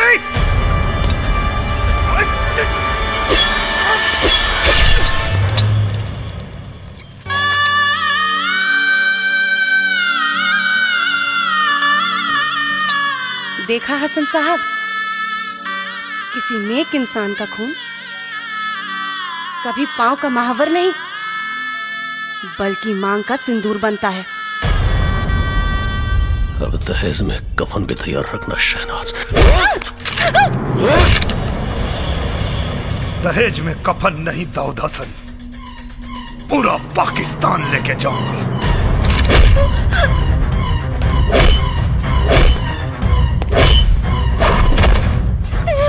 साले, बहुत दौड़ा है तूने मुझे।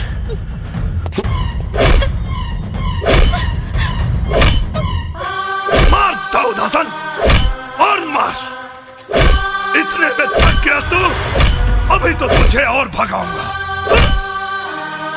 तेरे घर से निकलकर 150 किलोमीटर लाया।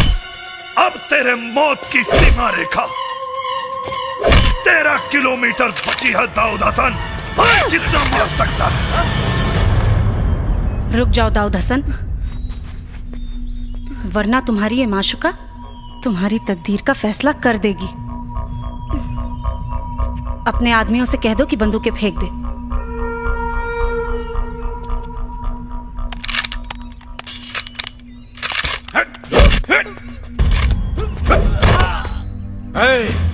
दाऊद हसन, इसने तेरी माशुका को उठा के दुल्हन बना लिया। सोच तुझे क्या बनाएगा। और तू हैदर अली, ऊपर वाले का शुक्रिया अदा कर, क्योंकि तूने तो अपनी बेटी के लिए चुना था, लेकिन बेटी ने मर्द चुना है।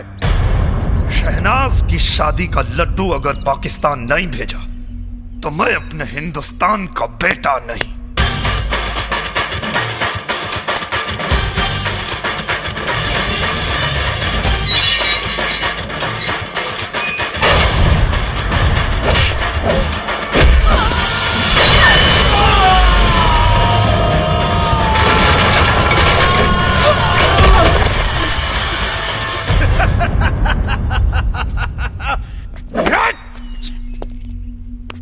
इतना सा वो काफिर हिंदुस्तानी हमें ये बता गया कि जिसे हमने शेर समझा था मर्द, वो यकीनन गीदड़ है। गीदड़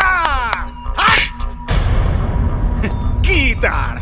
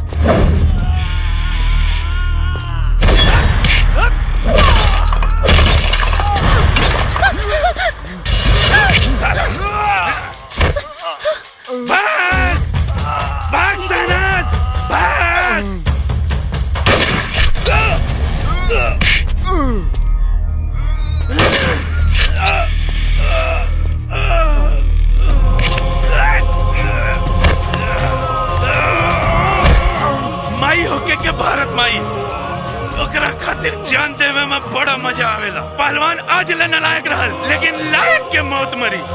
वो अकेले ना, दुगो के लेके।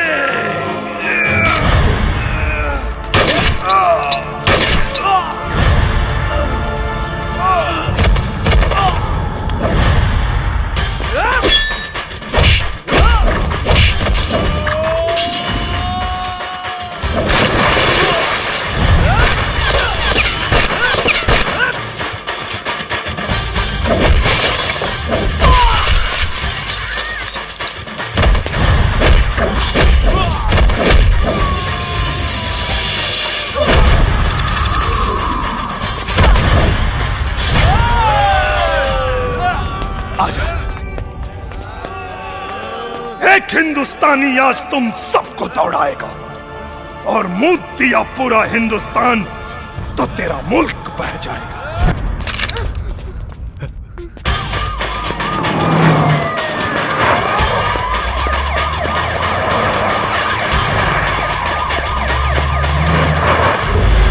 मियां, हिंदुस्तान को मेरा एक पैगाम दे देना।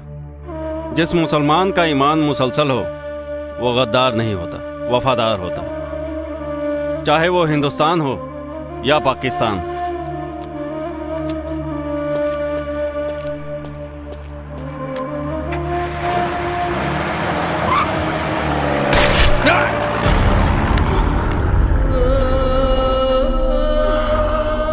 कुत्ता साला, मुझे मालूम था वतन के साथ तू गद्दारी करेगा। तुम्हारे भी ताबूत में कील ठोक दी है हमने।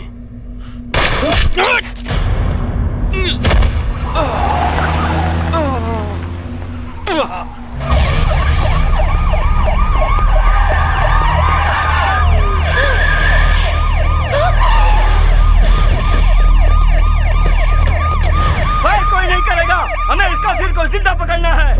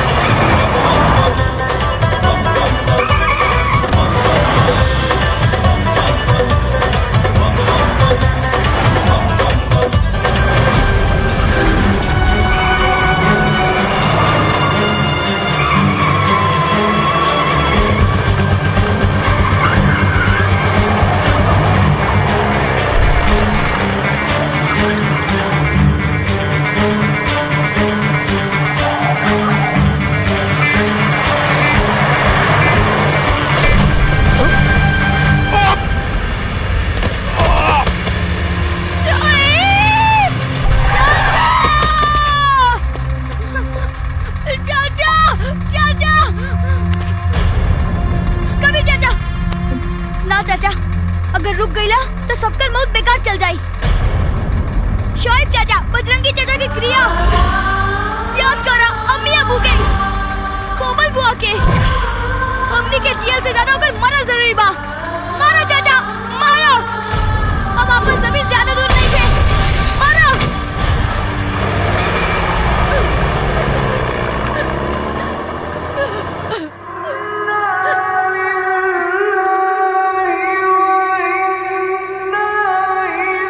अगर मर गए तो कफन उतार दे देना, अगले जन्म में कर्ज उतार देंगे।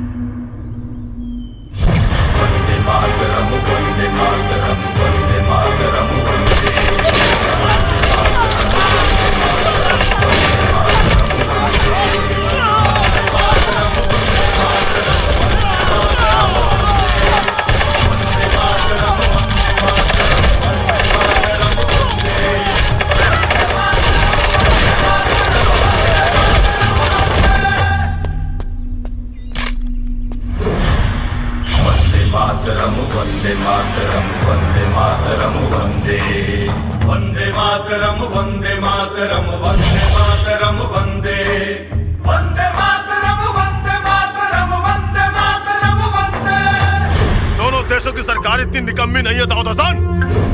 तुम्हारे आने से पहले तुम्हारे गुनाहों की फाइल पाकिस्तान से हिंदुस्तान आ चुकी थी। इस मिट्टी की मजबूती को देख दाऊद हसन, तुझे तेरे घर से निकालकर इस मिट्टी में लाके पटक दिया।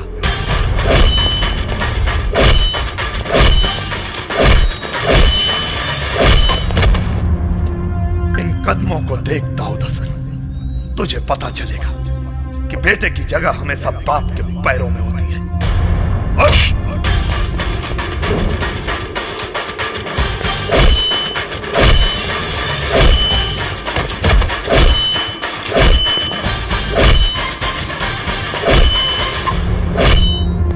तुझे तो ऐसी मौत मारूंगा कि तेरे आका जन्नत का ख्वाब देखने को हौसला नहीं करेंगे। चुप क्यों वार करते हो साले?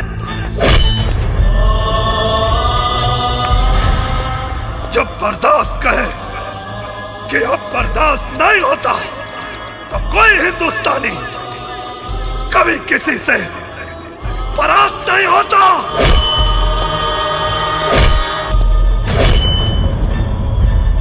अब की जंग छिड़ी तो चेहरे का खोल बदल देंगे। इतिहास की क्या औकात है, पूरा भूगोल बदल देंगे। लाहौर से गुजरेगी गंगा, इस्लामाबाद की छाती पे फहराएगा तिरंगा। रावलपिंडी से कराची तक सब कुछ गर्क हो जाएगा। सदियों सदियों तक तेरे जैसा शैतान नहीं होगा। कश्मीर तो होगा लेकिन पाकिस्तान नहीं होगा।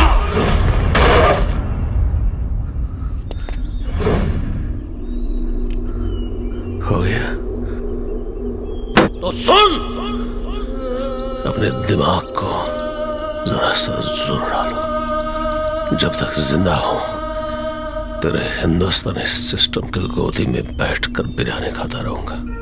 दाऊद हसन, हम फिर से ना वो गलती दोहराएंगे और ना ही किसी आतंकवादी को बिरयानी खिलाएंगे।